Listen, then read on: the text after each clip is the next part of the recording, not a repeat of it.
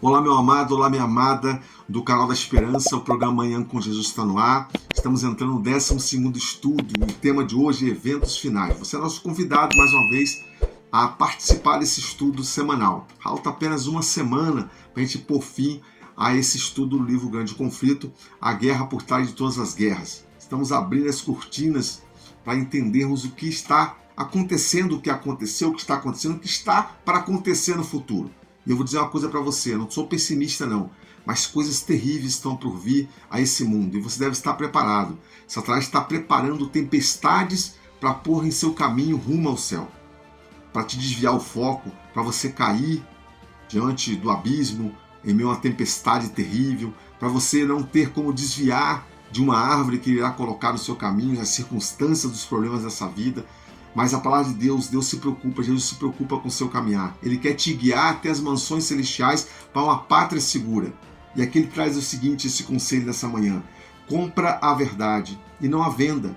Compra a sabedoria, a instrução e o entendimento. A verdade é Cristo, meu irmão. Compre, coloque em seu coração e não venda por preço algum, porque não há preço que pague a verdade que é Cristo em seu coração. E outra instrução que ele dá aqui, compre a sabedoria e a instrução que você vai adquirir aqui, ó, na Bíblia, a palavra de Deus. E por último, ele diz para você comprar o entendimento. E o entendimento é o Espírito Santo. Coloque ele, seja o seu companheiro, o seu professor nesse momento. E se você tendo as instruções do Espírito Santo, a sabedoria e a verdade, eu tenho certeza que Cristo irá te conduzir a caminhos mais seguros para que você alcance o seu objetivo, que é a salvação, a vida eterna e as mansões celestiais. Seja muito bem-vindo ao canal da Esperança. Que Deus te abençoe nesse nosso estudo dessa semana. O mundo está caminhando para o seu desfecho. Cena de desastres na Terra, como enchentes, terremotos, furacões, cenas de doenças incuráveis como pandemias, fomes e pestes, cenas de guerra, rumores de guerra, serão cada vez mais comuns à medida que a volta de Jesus se aproxima. Tais eventos serão mais constantes e cada vez mais intensos. O inimigo de Deus, ele trabalhará com todas as suas armas para desviar o foco do servo de Deus, daquilo que é mais importante, estar pronto para o grande dia do Senhor e anunciar o Evangelho a todos. A igreja parece sonolenta. Há necessidade de um reavivamento espiritual promovido pelo Espírito Santo para que ela cumpra a obra designada. Mas, infelizmente, o trabalho que a igreja tem deixado de fazer em tempo de paz e prosperidade terá de realizar em terríveis crises sob as circunstâncias mais desanimadoras e difíceis. Nós vamos, essa semana, falar sobre 4 tópicos importantes que eu quero deixar para você. O primeiro, o maior de todos os enganos nos últimos tempos. Vamos falar também sobre o selamento ao ponto de vista escatológico. E, por fim, vamos falar sobre a chuva serôdia, palavra muito usada por nós, adventistas do 7º dia. Deixa eu te fazer uma pergunta, meu irmão. Se hoje aparecesse uma pessoa no meio da sala, numa praça, num teatro, num campo de futebol, numa rua qualquer, fazendo milagres e prodígios, dizendo que era o Cristo, que é o Cristo, você acreditaria? Você sabe de distinguir um verdadeiro Cristo do falso Cristo quando ele vier? Abra o olho. É muito importante que você saiba distinguir, através da palavra de Deus, o verdadeiro Cristo do falso Cristo. Veja bem, a Bíblia diz que quando Jesus vier, ele não tocará com seus pés aqui na terra, ele ficará nas nuvens e nós seremos arrebatados para o encontro com ele nos ares. Mas Jesus adverte que se alguém disser que ele está no interior da casa, que ele está no deserto, para que a gente não vá. Porque, se possível, ele enganaria com os prodígios, os milagres, até mesmo os santos, como diz Mateus 24:24. Então devemos estar atentos com esses detalhes quando Cristo vier. Porque Satanás personificará sim a volta de Cristo. Nós, como cristãos, devemos estar atentos e com nossa base de doutrina e das verdades aqui, ó, na Bíblia Sagrada. O tópico do maior de todos os enganos, que eu quero trazer agora para você, eu quero dizer para você o seguinte: Satanás sabe que seus dias estão contados e que ele será finalmente derrotado com a vinda de Cristo. Sabendo que não há qualquer tipo de esperança para ele, que pouco tempo lhe resta, o inimigo realizará a maior parte de todos os enganos, uma sequência de acontecimentos, operando grandes sinais e prodígios, para enganar, se possível, os próprios eleitos, como eu acabei de falar em Mateus 24:24. E veja bem, meu querido, estamos nos aproximando do fim da história terrestre. E Satanás está trabalhando como nunca antes. Ele está procurando atuar como dirigente do mundo cristão.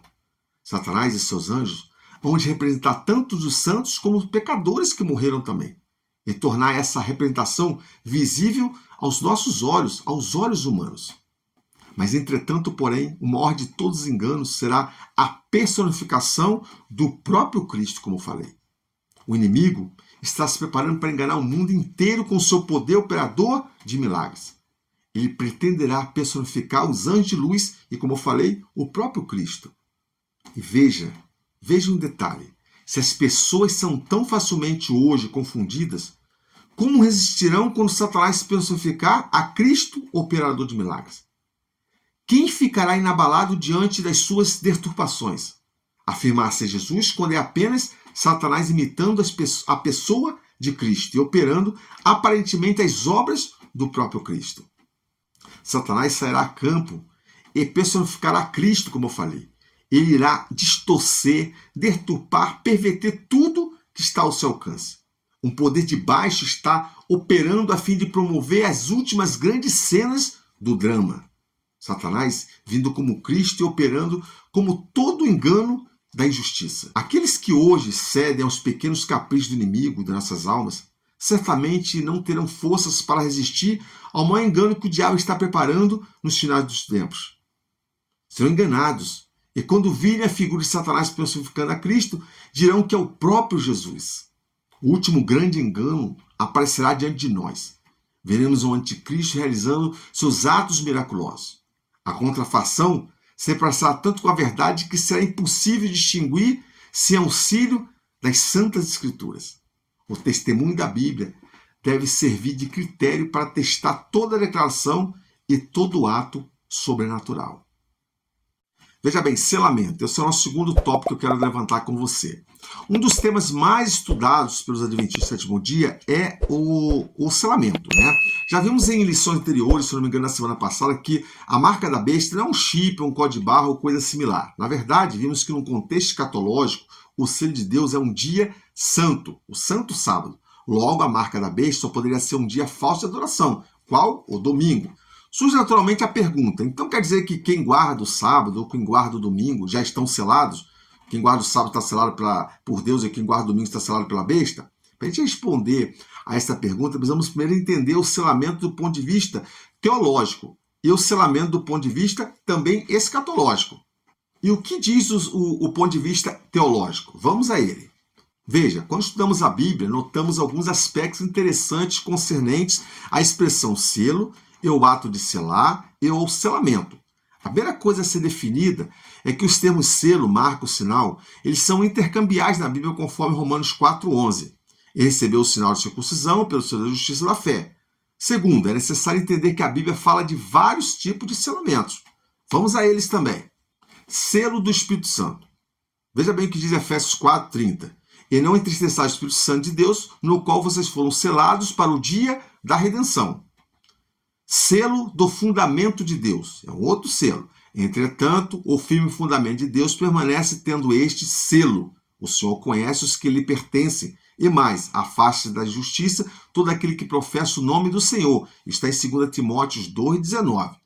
Terceiro, o selo de Deus Pai. Veja o que diz aqui.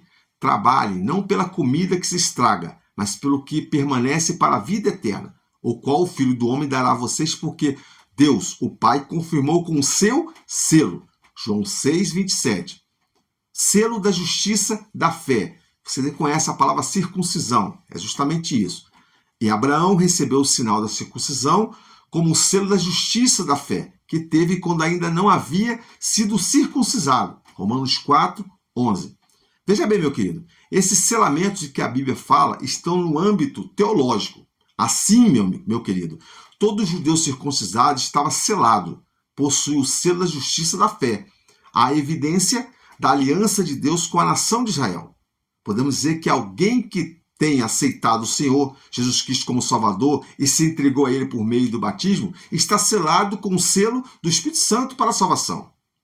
Podemos afirmar também, com base na esperança que temos na segunda vinda de Cristo, que o justo que acabou de morrer está selado para a salvação que ocorrerá no grande dia do Senhor, na sua vinda. Esse é o selo ou selamento do ponto de vista teológico. Referindo-se a esse aspecto teológico no selamento, é correto afirmar que há muitas pessoas hoje seladas por Deus. Há justos selados pela salvação, que já morreram, e há justos vivos selados com o Espírito Santo para a salvação. Terceiro tópico, selamento do ponto de vista escatológico. Veja bem, meu querido, o selamento escatológico, ele ainda não aconteceu. Ele diz respeito a um evento que ocorrerá pouco antes da vinda de Cristo, quando um falso sábado, isto é, o domingo, foi introduzido como dia obrigatório de descanso e também adoração. Ao passo que a observância do falso sábado, de acordo com a lei do Estado e de forma contrária ao quarto mandamento, será uma declaração de fidelidade ao poder que está em oposição a Deus. A guarda do verdadeiro sábado em obediência à lei divina será uma prova de lealdade para com o Criador. Enquanto um grupo de pessoas, aceitando o sinal da submissão aos poderes terrestres, receberá a marca da besta, outro, preferindo o sinal da obediência e autoridade divina, receberá o selo de Deus. Note que apenas quando for estabelecida a observância de um falso sábado pelo Estado é que haverá o selamento com o selo da besta e com o selo de Deus. Portanto, não é correto afirmar que há pessoas seladas hoje com esse selamento escatológico. Ninguém recebeu até agora o sinal da besta. Ainda não chegou o tempo de prova. Há cristãos verdadeiros em todas as igrejas, inclusive, meu querido, na comunidade cristã católica. A observância do domingo não é ainda o sinal da besta, e não será até que saia o decreto compelindo o homem a venerar esse falso sábado. Logo, se a observância do domingo não é ainda o sinal da besta, a observância do sábado hoje não garante que alguém esteja selado. Apenas quando o assunto for uma pedra de toque, apenas quando as leis forem estabelecidas para obrigar a observância do domingo, é que cada um terá que fazer sua escolha. Se obedece à besta, e são selados com o selo da besta, ou se obedece a Deus e são selados com o selo de Deus. Por isso, a irmã Ellen White diz, veja o que ela diz: porém, quando a observância do domingo foi imposta por lei e o mundo foi esclarecido sobre a obrigatoriedade do verdadeiro sábado, quem então transgrediu o mandamento de Deus para obedecer a um preceito que não tem uma autoridade que é a Roma, estará honrando mais o papado do que a Deus. Estará prestando homenagem a Roma e ao poder que impõe a instituição que Roma ordenou. Estará adorando a besta e também a sua imagem. Veja bem, querido, algo muito importante a salientar é que o fato de alguém guardar o sábado hoje não significa que será selado no futuro com o selo de Deus. Nem todos os que professam guardar o sábado serão selados. Muitos há, mesmo entre os que ensinam a verdade a outros, que não receberão na testa o selo de Deus. Tinham a luz da verdade, souberam a vontade de Deus, do seu mestre, compreenderam todos os pontos da nossa fé, mas não tiveram as obras correspondentes. São pessoas que observam os mandamentos, mas não fazem concessão ao mundo. Têm aparência de piedade, mas negam-lhe a eficácia. Quando a prova vier, estarão prontos para escolher o lado fácil e popular em lugar de sofrer pela verdade. Chuva serôdia. Último tópico do nosso estudo da semana. Veja bem, queridos, antes da segunda vinda de Jesus, o Espírito Santo será derramado sobre os filhos de Deus para que estes saiam a pregar a última mensagem de advertência ao mundo. Enquanto a tríplice aliança, predita lá em Apocalipse, por meio dos símbolos dos três espíritos imundos, semelhante a rãs, que se diz o papado, o protestantismo apostatado, o espiritismo, esse fomenta a adoração domingo, os filhos de Deus, cheios do poder do Espírito Santo, pregam que o sábado da Santa Lei de Deus está sim em vigor. O derramamento do Espírito Santo sobre os servos de Deus é chamado profeticamente chuva serôdia. Mas quando isso ocorrerá? Não temos como ser taxativos. Alguns eventos do fim da história terrestre ocorrerão muito próximos a outros. E quem sabe até serão simultâneos. Eu particularmente não tenho nenhum tempo específico de que falar do qual tenha lugar o derramamento do Espírito Santo, a chuva serôdia. Quando o poderoso anjo descer do céu e se unir com o terceiro anjo na conclusão da obra para este mundo, descrito em Apocalipse 18, verso 1, minha mensagem é que nossa única segurança é estarmos prontos para o refrigério celestial, ter nossas lâmpadas preparadas e ardendo. Cristo pediu que vigiássemos, porque o Filho do Homem virá a hora em que menos esperamos, lá em Lucas 12:40. A recomendação dada por nosso Redentor é: vigiem e orem. Mateus 26:41. Veja bem, queridos, todos os dias devemos buscar a iluminação do Espírito Santo de Deus para que faça sua obra em nossa alma e no nosso caráter. Oh, meu irmão, meu querido, quanto tempo tem sido desperdiçado em dar atenção às coisas frívolas dessa vida. Arrependam-se e se convertam para que sejam cancelados os seus pecados, a fim de que, da presença do Senhor, venha tempos de refrigérios. Em meio à confusão em que o planeta estará em breve, os servos de Deus devem anunciar a última mensagem de advertência a este mundo. Por outro lado, Satanás tentará enganar e perseguir os filhos de Deus, mas todo aquele que for selado com o selo de Deus vivo, receberá o poder do Espírito Santo, a chuva serôdia, e sairá a proclamar a mensagem que Deus lhe confiou. Não haverá, porém, conversão modo miojo, macarrão instantâneo, se você me entende. Alguns pensam que está tudo bem viver uma vida lapsa espiritualmente e que basta se preparar quando sair o decreto dominical. Dizem, quando sair o decreto dominical, eu vou buscar a Deus, vou ler mais a Bíblia, assim receberei o Espírito Santo. Meu irmão, isso não acontecerá. Aqueles que não buscam diligentemente a face do Senhor, hoje, agora, não terão forças para buscar os momentos de provação. Busquemos hoje o Espírito Santo, entreguemos hoje nossa vida a Ele e permitamos que Ele opere em nós hoje, agora. E veja bem, quando a maior batalha da terra for travada, que eu e você estaremos prontos para batalhar. Amém? Amém.